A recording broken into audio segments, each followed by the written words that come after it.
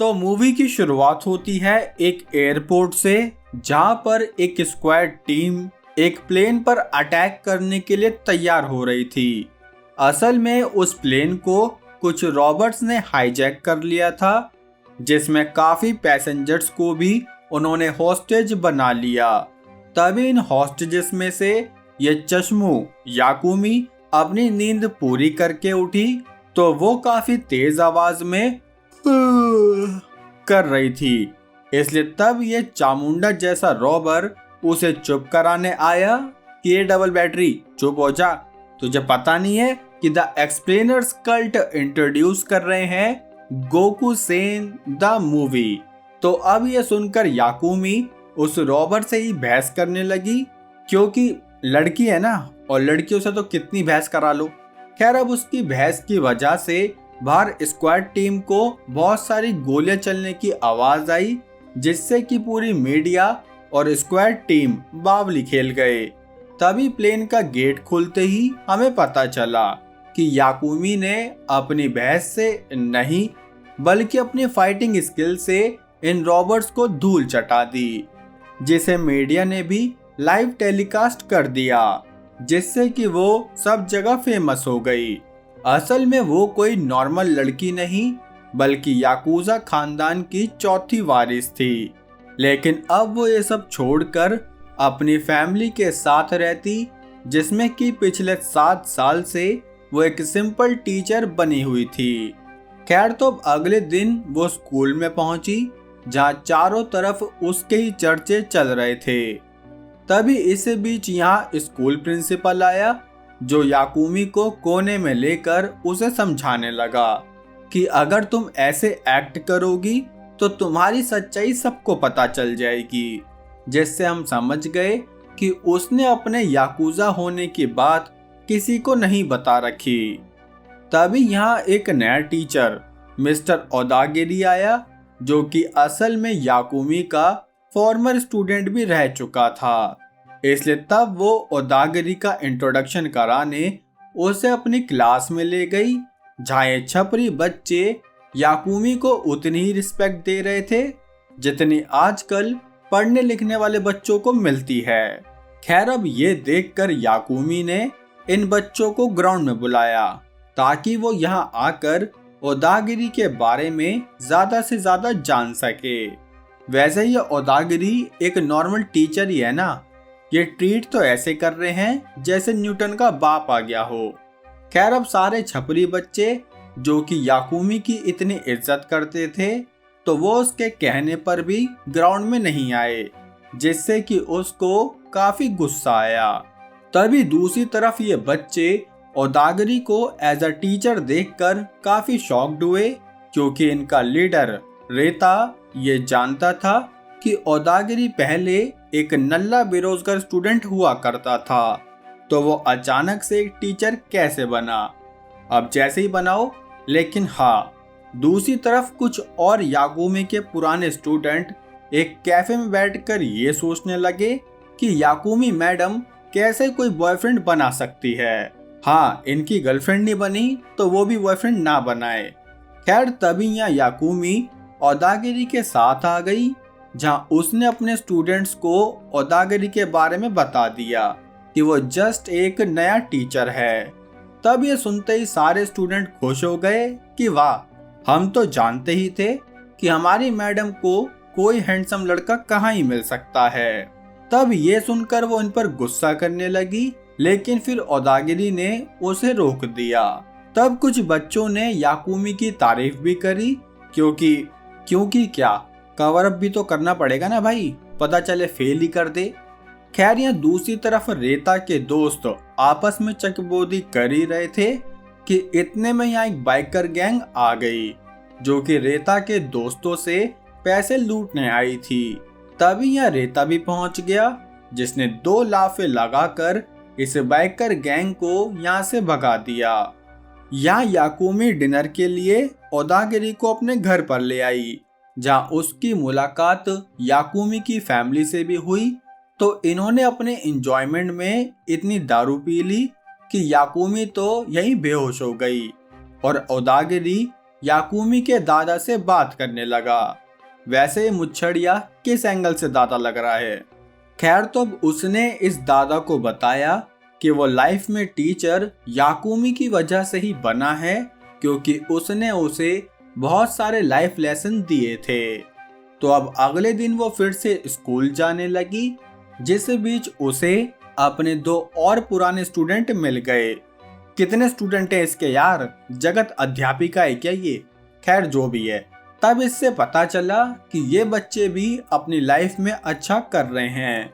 जिस बीच उसे किसी का भाषण सुनाई दिया तो उसने देखा कि यहाँ एक याकुमी के हिसाब से हैंडसम आदमी स्पीच दे रहा है, जिसका फेस उसके एक्स लवर से काफी मिलता था।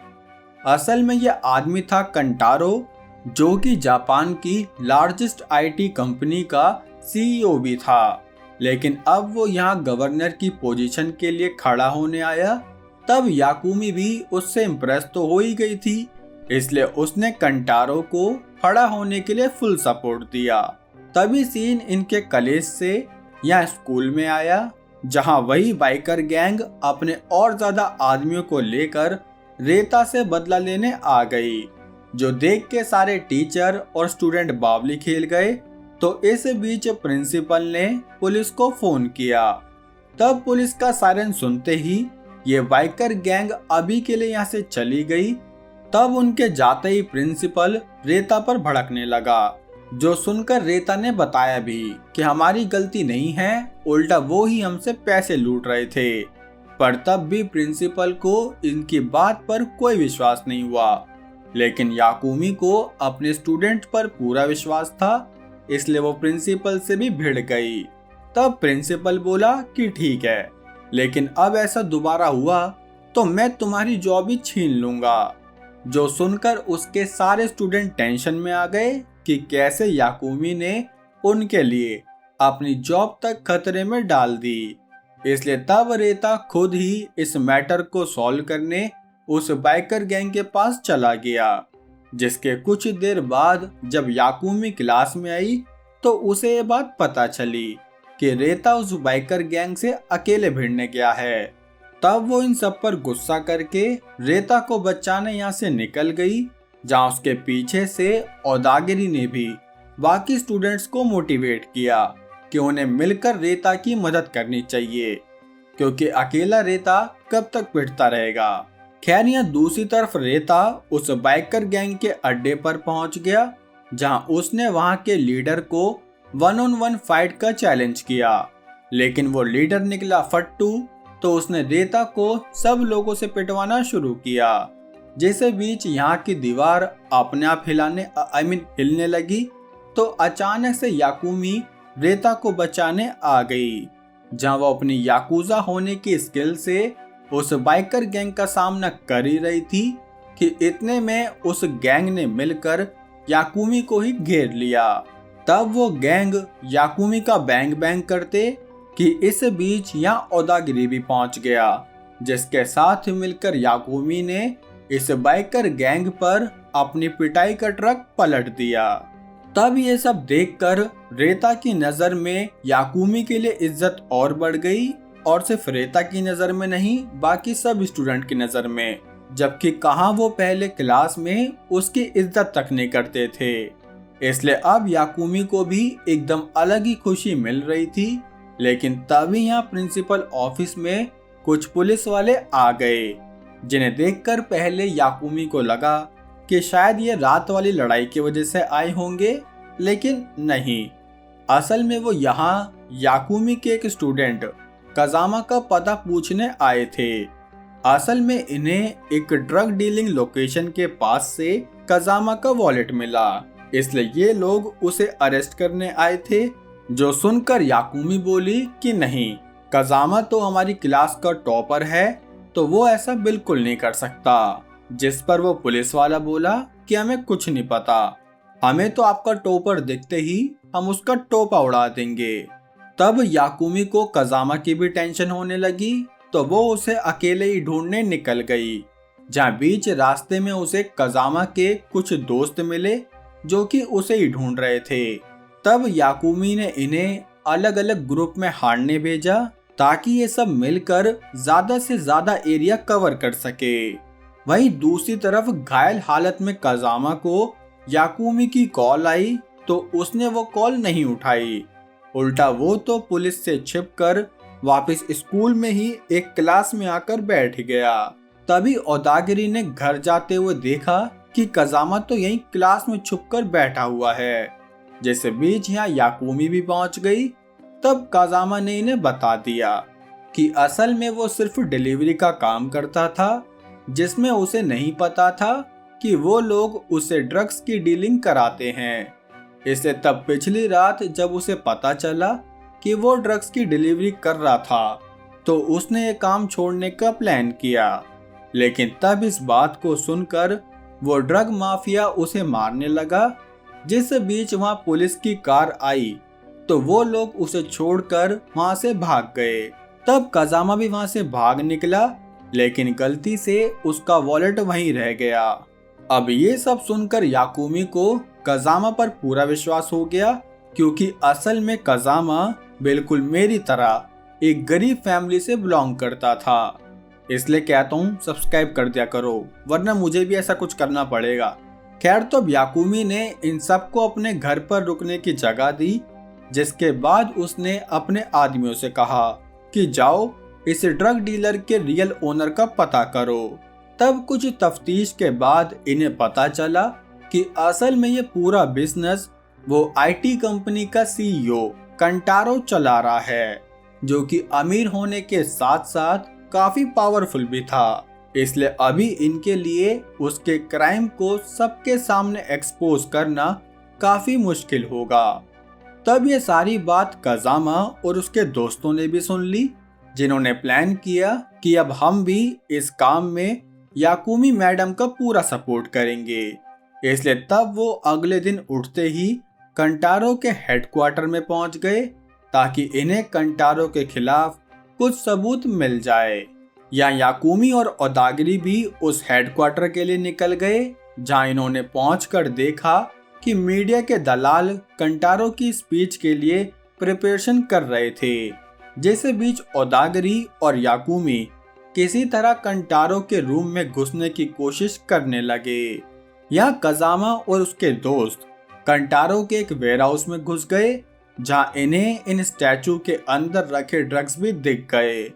तब ये इन्हें एक्सपोज करने के लिए लेकर जाते कि इतने में यहाँ कंटारो के आदमी पहुंच गए, जो कि इन सब को एक एक हाजमे की गोली देते कि इतने में यहाँ याकुमी आ गई, जिसने इन सब की गोली वापस इनके पास ही भेज दी।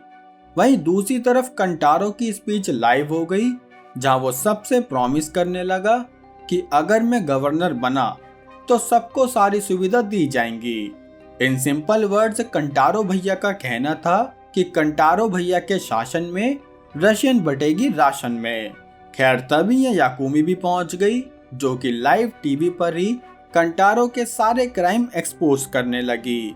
जिस बीच काजामा ने उस वेयर हाउस की भी वीडियो लाइव चला दी, जिससे कंटारो के ड्रग बिजनेस के बारे में सबको पता चल गया। तब ये देखकर उसके सारे सपोर्टर ऐसे भाग गए जैसे जल्दी ही भंडारा खत्म होने वाला हो, जो देखकर उसे बहुत गुस्सा आया। तो उसने अपने आदमियों को याकुमी की पिटाई करने का ऑर्डर दिया। तब वो सब याकुमी पर कूदे, जहां उसने अकेले ही इन सब की धनिया पुदीना चटनी बना दी। तब कंटारो ने याकुमी के माथे पर अपनी गन रख दी कि तुमने मेरा फ्यूचर खराब किया, तो अब देखो मैं क्या करता हूँ। क्या करेगा भाई, वो हीरोइन है, वो लंगड़ी भी होगी ना तो भी तुझसे जीत ही जाएगी। इसलिए तब याकुमी ने कंटारो को सरेंडर करने के लिए कन्विंस कर लिया, जहां इसी बीच पुलिस ने आकर उसे हिरासत में ले लिया। तब दोबारा याकुमी का कारनामा टीवी पर टेलीकास्ट हो गया, जिससे कि वो डोली चाय वाले से भी ज्यादा पॉपुलर हो गई। वैसे मैं भी सोच रहा हूँ कि यूट्यूब छोड़कर मोमोज का ठेला लगा लूं, दिल्ली में तो चलेगा भी बहुत, है ना। देख देख कैसे खुश हो रहा है कि वीडियो नहीं डालेगा और मोमोज बेचेगा, हैं। अब वीडियो आएगी रेगुलर, इसे सब्सक्राइब कर लो, और मूवी कैसी लगी लाइक कमेंट करके जरूर बताओ। बाकी अब हम जल्दी मिलेंगे हमारी अगली वीडियो में, तब तक के लिए जय हिंद।